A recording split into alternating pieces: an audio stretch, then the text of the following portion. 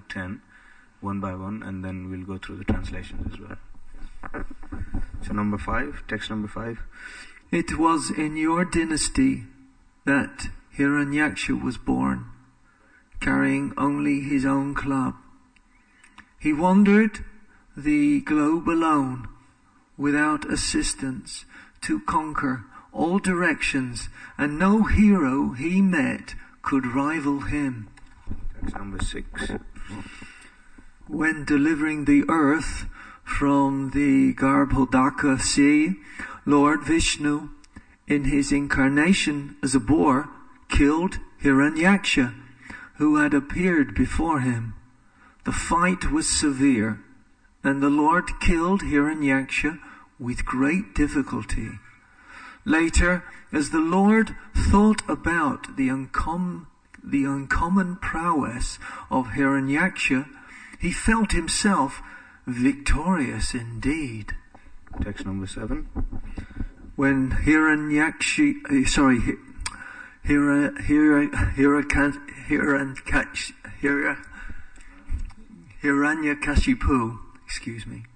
he heard the news of his brothers being killed. With great anger, he went to the residence of Vishnu, the killer of his brother, wanting to kill Lord Vishnu. Text number 8.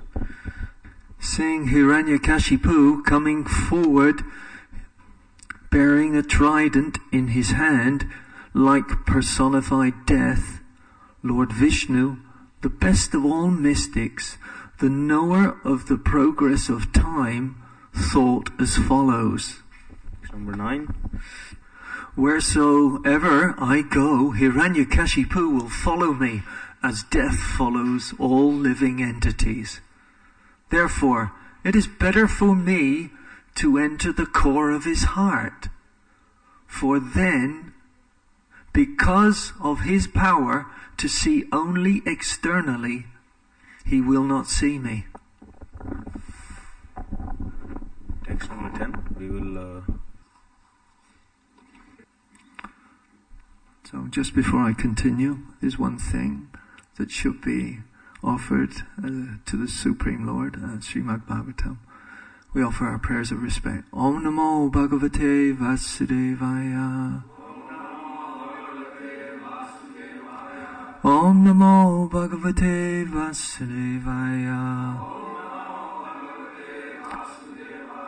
Om Namo Bhagavate Vasudevaya.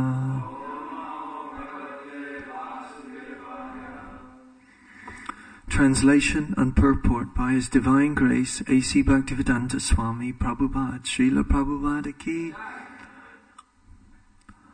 Lord Vamanadev continued, O King of the Demons, after Lord Vishnu made this decision, he entered the body of his enemy Hiranyakashipu, who was running after him with great force. In a subtle body, inconceivable to Hiranyakashipu, Lord Vishnu, who was in great anxiety, entered Hiranyakashipu's nostril along with his breath. Purport. Oh, actually, we'll do word for word, we'll do phrase by phrase. If you repeat after me. Lord Vamanadev continued, O King of the Demons, after Lord Vishnu made his decision, he entered the body of his enemy, Hiranyakashipu, who was running after him with great force. In a subtle body inconceivable to Hiranyakashipu, Lord Vishnu, who was in great anxiety, entered Hiranyakashipu's nostril along with his breath. Purport. The Supreme Personality of Godhead is already in the core of everyone's heart. Ishvara Sarvabhutanam Hirdeshe Arjuna Tishtati. It's Bhagavad Gita, chapter 18, text 61. Logically, therefore, it was not at all difficult for Lord Vishnu to enter Hiranyakashipu's body. The word vivigna jetaha, very anxious, is significant. It was not that Lord Vishnu was afraid of Hiranyakashipu.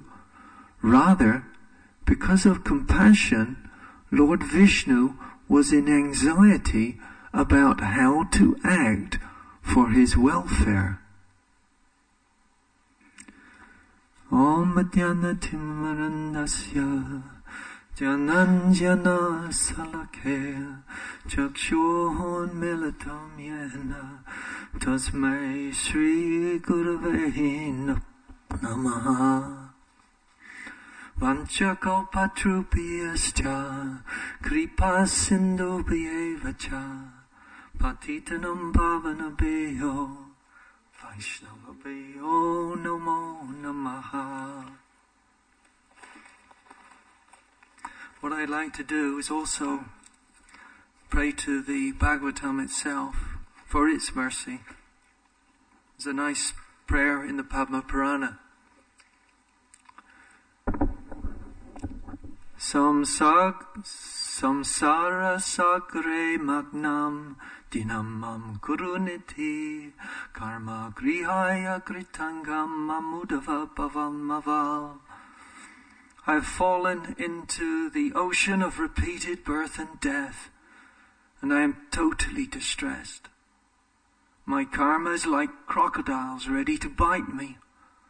O ocean of mercy, please pick me up from the ocean of material existence. Srimad Bhagavatakya yoyam pratyaksha krishnevahi sivrikrito shimayanata murtayam bhavasagare. This Srimad Bhagavatam is actually Krishna himself. O my Lord, to get released from this cycle of birth and death, I have taken shelter at your lotus feet. Manurate madhyayo yam sabala savatavaya nivekinaiva kartavyam dashaham tava Keshava. My dear Keshava, I am your servant. Please fulfill this desire of mine in serving you through the Srimad Bhagavatam. So, these special chapters, Lord Vamanadev, his appearance, special mission, and also it's special time. It's the Christmas period, and we're on Christmas Eve, so called. But it's a commemoration day rather than the actual Vedic probably date. But still, there's certain people that appear in this world and certain avatars that they come with a special message. Certainly Lord Vamanadev has come with a special message, and it's very wonderful in that it explains so much about Guru Tattva, and also the Tattva of what a Brahman is and what a Vaishnava is. And so we've much to learn from this forthcoming chapter. But what I'd like to do, this is, if I can just find it. Oh yes. So I'll read the two verses which first tell us about his appearance. When Aditi saw the personality of Godhead had appeared from her own womb, having accepted a transcendental body by his own spiritual potency, she was struck with wonder and very happy. Upon seeing the child, Prajapati Kasyapa exclaimed, "Jai, Jai," in great happiness and wonder. The Lord appeared in his original form with ornaments and weapons in his hands. Although his ever-existing form was not visible in the material world, he nonetheless appeared in this form. Then, in the presence of his father and mother, he assumed the form of Vamana, a Brahmin dwarf, a brahmachari, just like a theatrical actor.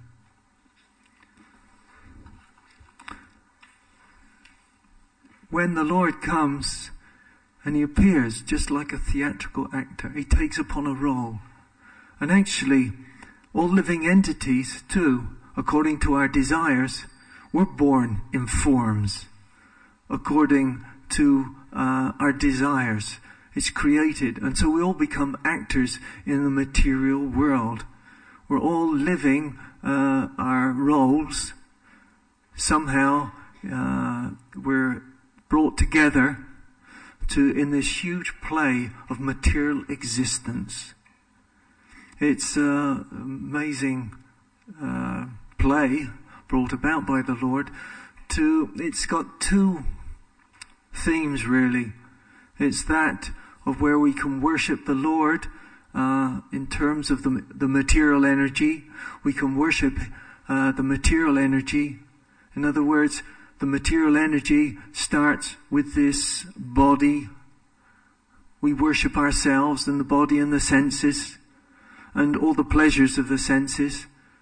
We start, so it's like it's a hedonist. It's a worship of ourselves. But also this world, its real purpose is actually to realize the absolute truth. This human form, especially, we've been given. And so we now have the role of a human being, not an ant, not a tree. So we've got a special responsibility now to maybe revive our Krishna consciousness, as Prabhupada tells us. We have to bring back the memory of our real relationship with the Supreme. Somehow or other, we've fallen into this ocean of material existence. We've become separated. We've turned away from the Lord. And there's an opportunity by these by the avatars, the great souls, the great Mahajanas. They come to rescue us. They come to remind us of who we are, who we really are, and that we're not the worshippers of this body, but we're the worshippers of the Supreme Personality of Godhead.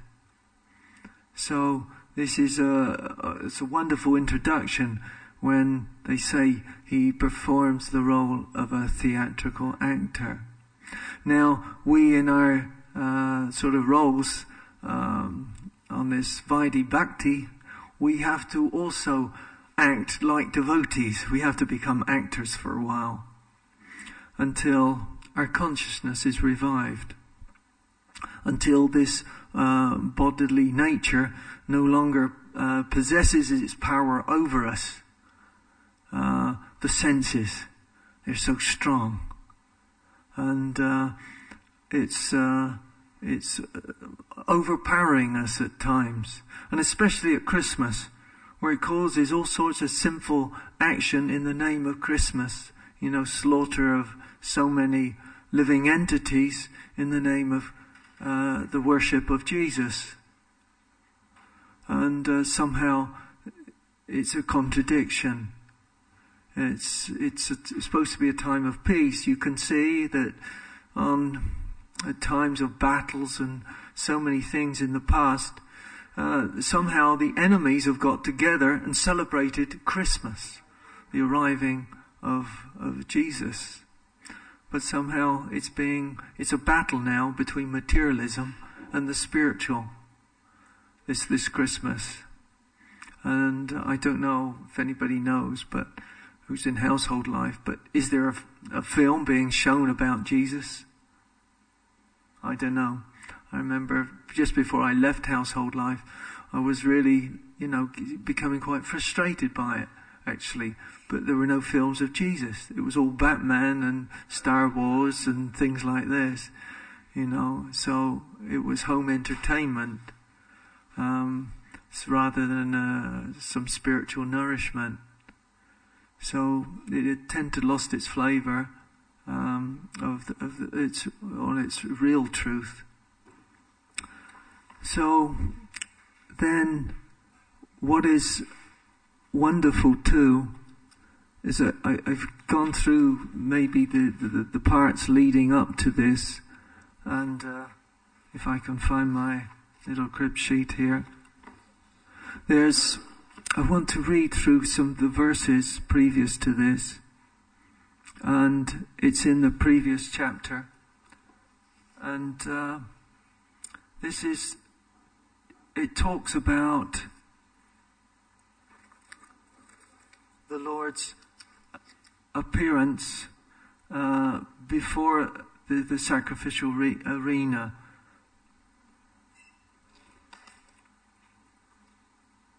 So I'm just going to read chapter 18, text 20 to 32. But it's going to be like a story, I suppose, really. Like Christmas time is also a time for stories. They read the Nativity, almost as a story. But if I can just find the first verse. So, now Bali Maharaj had offered glorification to Lord Vamanadev when he appeared at this arena. And he recognized that he should actually worship the Brahmins. But of course, Vamanadev came in such a way that he attracted their attention of all the great sages there as well, with his effulgence. When the Lord heard that Bali Maharaj was performing the Ashvamedha sacrifices under the patronage of the Brahmanas belonging to the Bhrigu dynasty, the Supreme Lord, who is full in every respect, proceeded to show his mercy to Bali Maharaj. By his weight, he pushed down on the earth at every step. This is very interesting, because he was only small, and yet this indicates the power of Vamanadev. He pushed down on this earth. Shri Shri Radha Gokul Nanda ki jai, Shri Shri Gauranitai ki jai, Shri Shri Sitaram Lakshman Hanuman ki jai. So then he proceeds, while engaged in performing the sacrifice in the field known as Bhrigu Kacha, on the northern bank of the Narmada river, the Brahmanical priests, the descendants of Bhrigu, saw Vamanadev to be like the sun rising nearby. O king, because of Vamanadev's bright effulgence, the priests, along with Bali Maharaj and all the members of the assembly, were robbed of their splendor. Thus they began to ask one another whether the sun god himself, Sanat Kumar, or fire god, or had come personally to see the sacrificial ceremony. While the priests of Bhrigu dynasty and their disciples talked and argued in various ways, the Supreme Personality of Godhead, Vamanadev, holding in his hands a rod, the umbrella, a water pot full of water, entered the arena of the Ashvamedha sacrifice.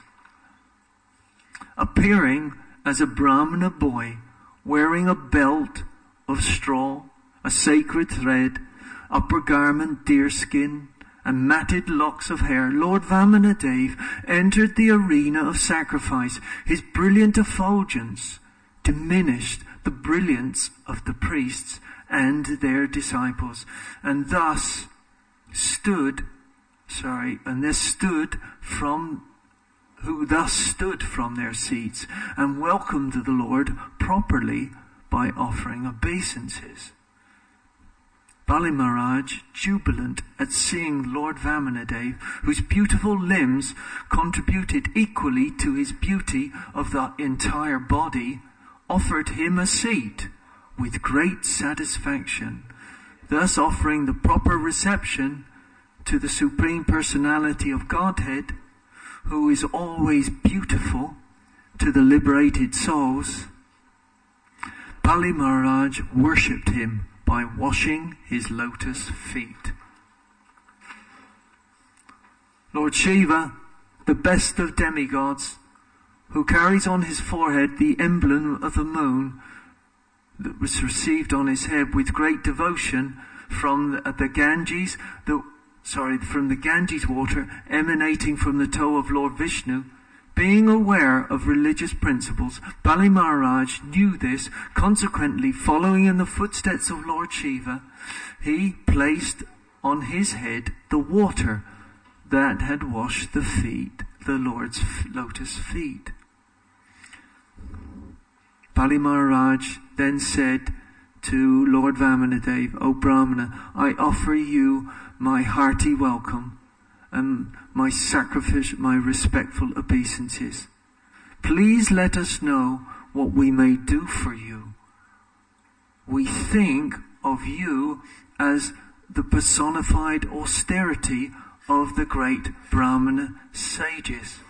O my Lord, because you have kindly arrived at our home, all my forefathers are satisfied. Our family and entire dynasty have now been sanctified, and the sacrifices we are performing is now complete by your presence, because of your presence.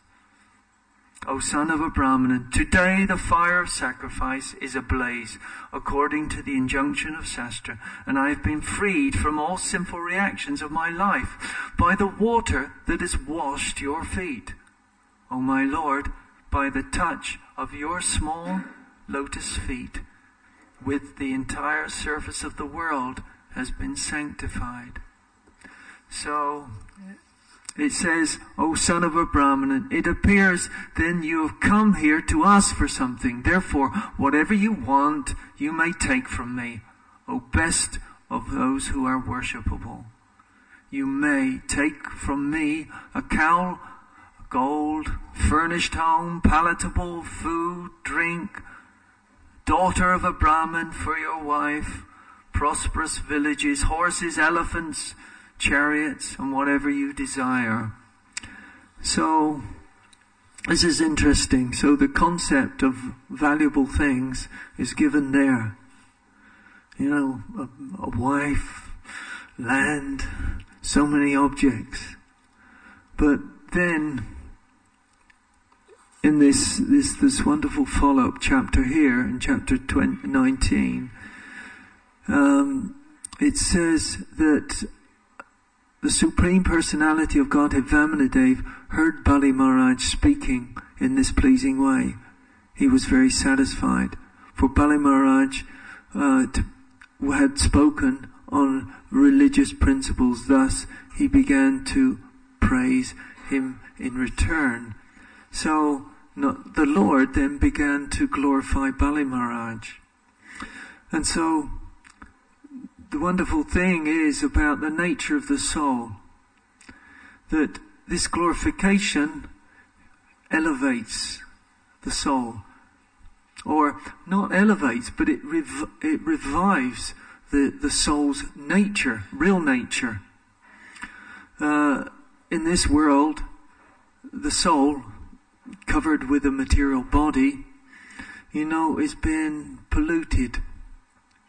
And we can see that in day-to-day life, actually, what the news is, or what the news is in the office, or wherever you go, somehow is tainted, because it's influenced by the darkness of envy, how people criticize each other, they find fault. goes completely against the nature of the soul, actually. If we find fault in each other, then we go against the nature of the soul.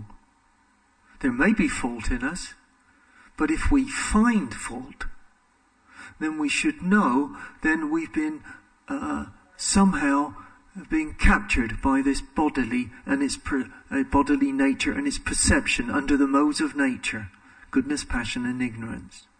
So our vision is not clear. So we're given instructions. Don't criticize. Don't find fault. This will lead us to chanting the holy name, because the holy name is a request to please accept me. We somehow violated the laws of our own real nature and gone against the Lord, and we've gone against our own nature. We can't be this joyous person.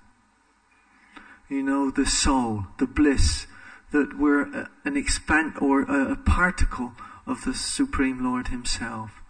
That we are eternal in our nature. And the Lord, actually, He's so wonderful. He's always blissful. Why is He always blissful? Because He's serving.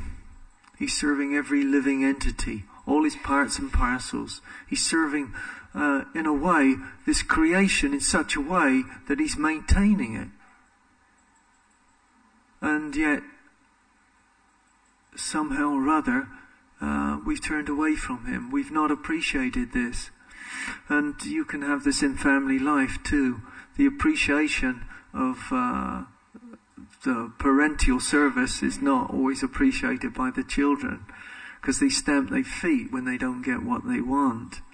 And but they see somehow the worship of God has somehow been taken in, like a parent, that you ask for what you want, not for who you are, which is very sad, because what you want is usually under the bodily nature. But if you ask for who you are, who am I, what am I doing, how can I serve you, how can I please you, then we can find out who we are. So we need a present, we need the real Christmas present of finding out who we are, not what our body wants. Christmas is such a time where we can be deceived by our own bodily desires. Whether it be through intoxication, sex parties, all these discos, turkeys, all the violation of the principles of our true nature. So how can we be happy at a time which does all these sinful activities? It's very sad that somehow Christmas has now become a time of source of sinful activity. The motive is that somehow, if I give you a present, you give me one in return. And if we haven't given one, we feel guilty.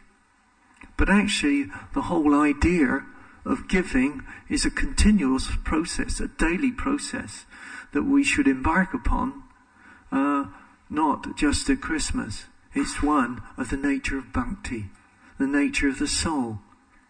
It's pure giving. And so this time of Christmas should be the nature of the soul. Much like, if any of you have not heard this Christmas carol, or this by Charles Dickens, Scrooge. He was a miser. He didn't want to give anything. He did give the minimum wage. He didn't give presents out at Christmas. He said, look, you must be very careful with money. He had this business.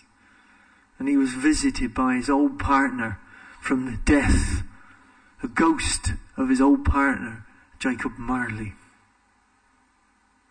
And he was reminded, he said, and he was horrified to see the state of this ghost, bound by books and money and chains of this material existence. Such a story.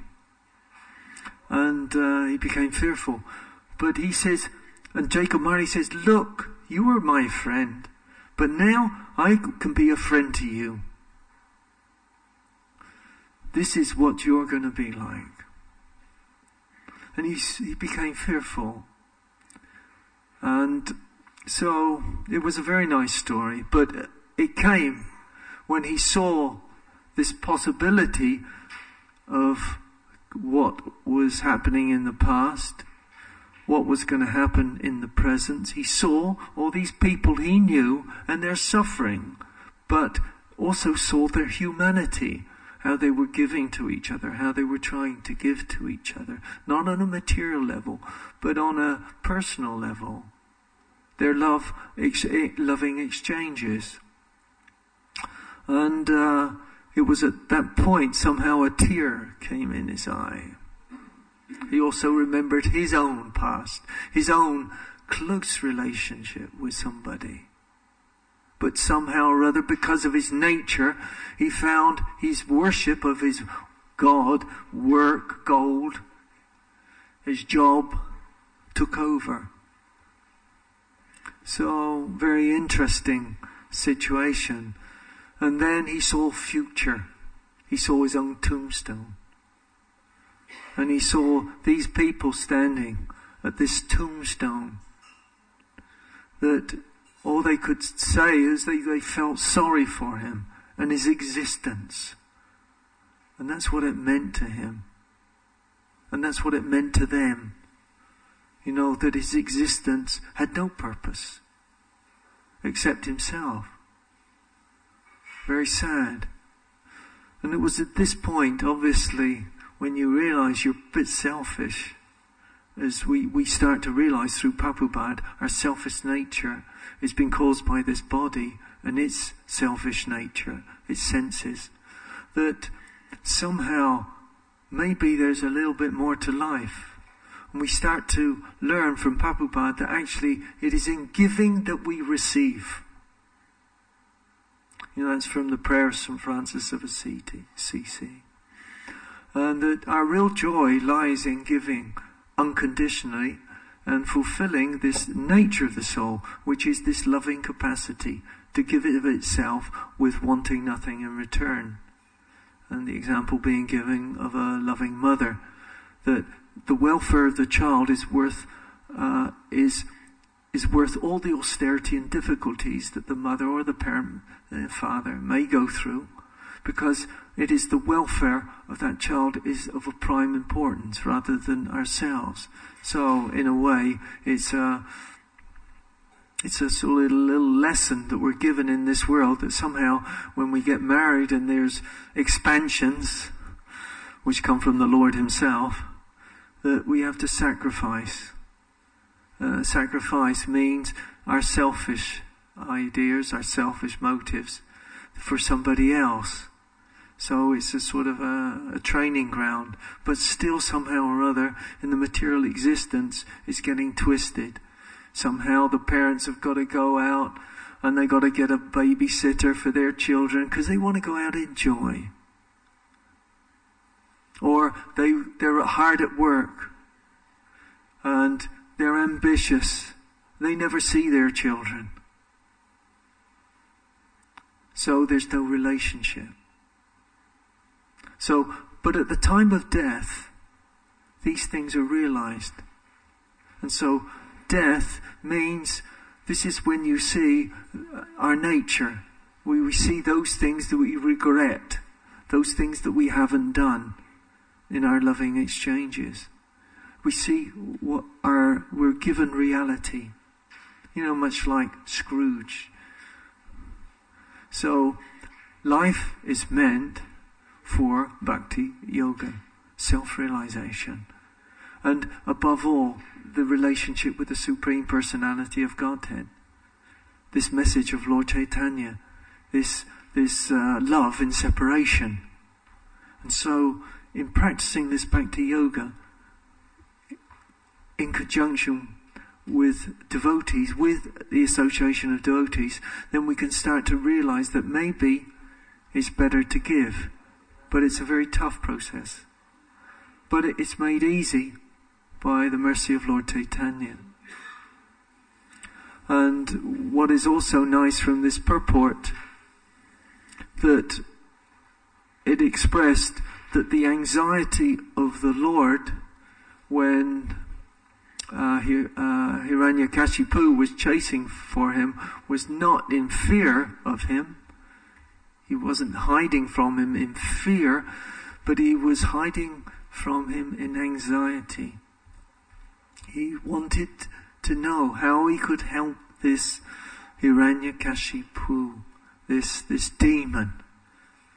This is the nature of the Lord. Somebody who wants to kill you, are you looking for their welfare? This is an amazing thing, this Bhagavatam. It's telling us so many things, about spiritual nature. That how somehow or other we can feel for those who even want to kill us. As Jesus did. Also, he had great compassion. Forgive them, for they know not what they do. Such great souls. They come into this world. And I was speaking to a taxi driver, came back from the Isle of Wight, seeing the children of the family. And he was speaking. He was Muslim. We just started talking. And he says, they're doing these people, these fanatics, these killers. They're doing so much in the name of religion. They're killing. They call it jihad, he said. This is not the meaning of jihad. Jihad means struggle. He says, my jihad every day is to do this job of taxi driving, to get a fare, to somehow protect my family, to somehow look after them, somehow give them the things that they need. But also, it's the struggle for my own spirituality, he says. My real nature against the nature of this world and its lies. Very interesting conversation. So jihad means struggle. But if we, by our nature or our modes of nature, we misinterpret this message,